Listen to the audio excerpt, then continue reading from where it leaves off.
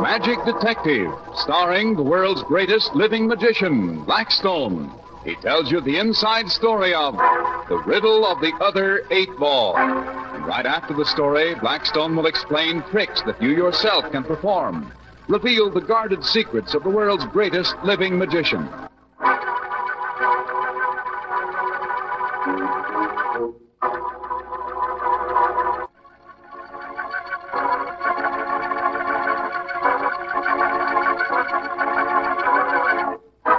And now, stand by for Blackstone, the Magic Detective. I didn't know you played pool, Blackstone. I must take you on sometime. I'm a humdinger at it. Can almost guarantee to have you win. It would have to be terrible to have me beat you. Blackstone doesn't play pool, but I do. I'll play with you sometime, Tom. Well, Rhoda, that's a date. You must like pool an awful lot to carry an 8-ball around with you. Oh, did you find that? That's not mine. It's Blackstone. But you said he didn't play. Oh, I get it. This ball is part of his act. No, it isn't, Don. That's just an odd 8-ball that I keep around as a souvenir. Odd in more ways than one. What do you mean by that? Now, look at that 8-ball. See anything funny about it? No. No, I can't say that I do. Turn it around in your hand. Turn it over. Look at all sides of it. I still don't see anything funny. Well, hang on to the 8-ball, and Blackstone will tell you all about it. Well, Rhoda and I went out into the country to attend the engagement party of an old friend of mine, a man I'd known for years. Rhoda and I were standing on a balcony overlooking the river and watching the sunset. Golly, the sunset's beautiful tonight. It certainly is. That sky means it'll be clear tomorrow for the garden party. Oh, good. Hey, there goes the bridegroom down the driveway. There's somebody with him. Doesn't look like any of the guests I've met so far. I wonder if... He has gray hair and a Van Dyke beard. At the top of the car down, I can see him perfectly. Wonder who it is. Looks like Morton Fairgood's just bought a nice, expensive wedding present for his bride-to-be. The car? Oh, that's not new. I've seen that before. No, your gray-haired, bearded friend is none other than Brevoort, the famous jeweler. Oh, and he must be driving him to the train. Huh? Oh, you remember Mr. Fairgood told us at lunch that he was buying a perfectly gigantic diamond for his gal. He said Brevoort was coming out this afternoon with several stones, and she was going to take her pick when she came out tomorrow. Well, I was a little late to lunch. He must have told you that before I got down. Yeah, I guess he did. Who else was there when he told you about it? Well, the Phillipses and Colonel Anderson and Mr. Barringer and Miss Nelson. I guess that was all. They all heard it? Of course they did. Well, hey, where are you going? The sunset isn't over yet. Fairgood should have had better sense. Oh, look, is there a fire or something? What's the hurry? We're going down to Morton Fairgood's study. Quick.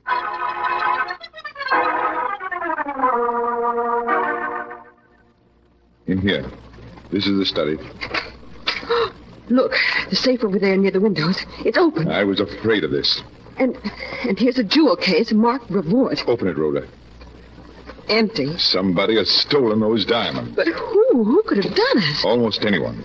5 people knew that Brevoort was coming and what he was bringing with him. Any one of those 5 could have come in here, lifted the diamonds, gone out again to mingle with the guests. They're all in the game room playing pool, Blackstone. Do you hear the click of the balls? Now, let's go in. You're not going to accuse them all, are you? Fairgood would be sore as an owl. After all, some of his guests are innocent, and they're all his friends. I have a hunch that one of the guests stole the diamonds. It would be a perfect scheme to hide them in the pool room and then come back for them, just before it was time to leave for town. If the jewels were found by some odd chance, it would be impossible to connect them with the thief. Come on. We'll go out through the garden and then into the pool room. So no one will suspect that we've seen the safe? Right. Come on, this way, Rhoda.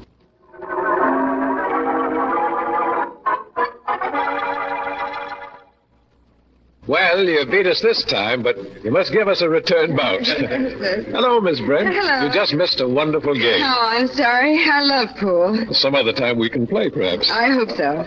Well, I guess we'd all better dress for dinner. See you later. Yes, that's right. What do we do now, Blackstone? Hunt. You might start racking the balls, Rhoda. I look in the pockets. The diamonds may be hidden in one of them, though that seems too easy. Yeah, it does, doesn't it? Yes. I can't imagine any of these people stealing from Morton Fairgood. They're his friends, and... Well, that's funny. What is it? Here are 2 8-balls. Let me have them. This may be the secret. Thanks. Oh, what is it, Blackstone? You look as though you'd found something. This 8-ball is lighter than the other. I wonder... Yes. But the 8-ball is unscrewing.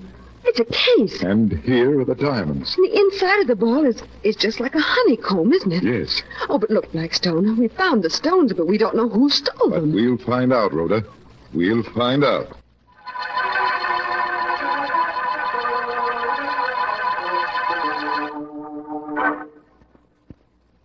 Blackstone, I can't believe it. These people here are my most intimate friends. None of them would steal from me. Then how do you account for the rifled safe and the diamonds in the billiard ball? I can't account for it. I just can't. Did you leave Miss Brent to see if anyone goes back into the billiard room? No. She's in the living room with the other guests. Then we'll never know who stole the diamonds. The thief would go back in there, wouldn't he, and retrieve the extra 8-ball? I think so, but he'd never do it if anyone were looking. That's why I've left the room unguarded. Then we'll never know. I think we will. I want you to go in to your guests and help. A dreadful thing has happened. A dreadful thing. But, as you all know, Brevoort the jeweler came out this afternoon bringing some diamonds. The stones have vanished. Who in the world could have taken them? I never heard The thing that is worst of all, even worse than losing the stones, is the fact that all signs point to one of you as having stolen them. One of my friends. Oh, that's impossible. I wish it were. If one of you did steal the stones, though I can't believe it possible... But it's a billiard ball. Don't touch that ball, anyone. Don't touch it. Mr. Ballinger, I'm afraid that we'll have to pay a visit to the police. Barrett, you... Yes. Yes, I stole them. Every one of them. Paul Barringer, you're like my own brother. More like the poor relation. You've had everything that I've ever wanted, and I couldn't stand it anymore. You're marrying Elaine. I tried to, but you got her. You! Come along, Ballinger. Come on. It's too late now.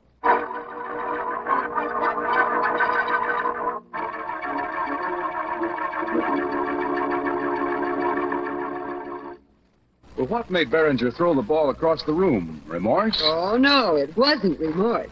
Ouch! Oh, that billiard ball I was holding. It's hot. It darn near burned my hand. What's the idea? Well, that's what Berenger wanted. Oh, you mean Berenger's 8-ball was hot like this one? That is Berenger's 8-ball, and I played the same trick on you that I did on him. Well, I don't understand. Didn't you ever take chemistry in school? Yes, I did, but what's that got to do with it? Well, you remember that the inside of the 8-ball was honeycombed into little compartments. Well, after I removed the jewels, I filled the compartments with water and quicklime. Oh, I remember. Water and quicklime mix develop great heat. Right. Turn into slaked lime, don't they? That's right. And Berenger had the ball in his pocket. He'd sneaked into the billiard room and taken it from the rack. Yes, but why hadn't the ball burned the rack? Because it required Berenger's turning the ball to mix the lime and water. The ball was literally burning a hole in his pocket. And into him. And when it got too hot, he couldn't stand it anymore, and he had to throw it away. And throw the whole game away, too. Well, I'll be darned. So another mystery was solved by magic. Well, Blackstone, I see you're going to show us a trick with a glass. Only this isn't a glass, Don. It's a goblet. You ought to know the difference, Don. A goblet is a glass with a stem. Well, anyway, I'm glad it's going to be a trick with a glass or a goblet. Why, Don? Well, because Blackstone won't be borrowing another coin and losing it for it. But I am borrowing a coin, Don. Let's make it a big one. $50. Well, if I must. Here. And now a handkerchief. Coming up. One handkerchief. Now we're ready. First, I put the $50 under the handkerchief, right in the very center. Well, I can see the shape of the coin, even though it's under the handkerchief. And then I hold the handkerchief over the goblet so that it's covered along with the coin. Right you are. Now what? Now I drop the coin into the goblet. Well, so now the coin is in the goblet, so what? So I'm going to ask Don to hold the goblet. Well, why let Don hold the goblet? Don't I belong in this trick? Yes, but the $50 belongs to Don.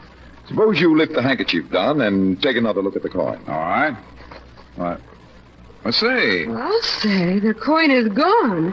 Completely vanished out of the glass. Oh, you were holding it. And that leaves you a $50 out, Don. So I'll take a $50 from my own pocket and give it to you. The same $50? No, 2 quarters. And there they are. Well, how did you ever do that, Blackstone? Well, you try to solve the riddle, Rhoda. And if you don't, I'll be back to explain it.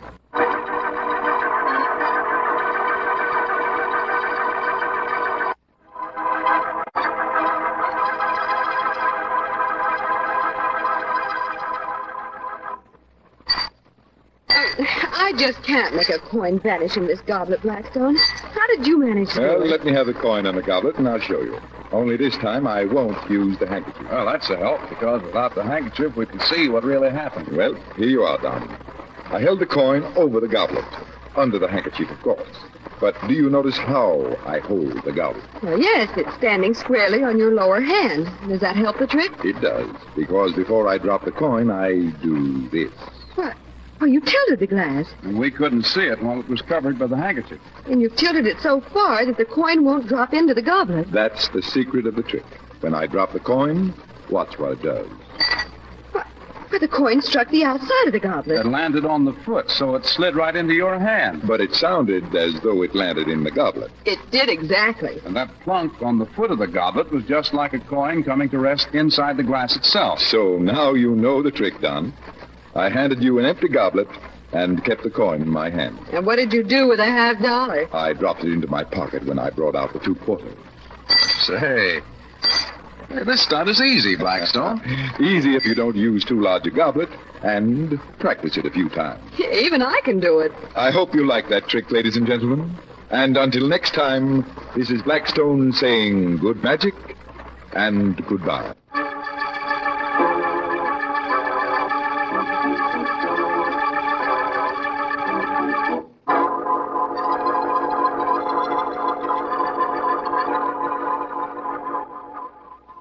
Be with us next time when the world's greatest living magician, Blackstone, tells us the story of the Cellini statuette and explains more tricks that you yourself can perform.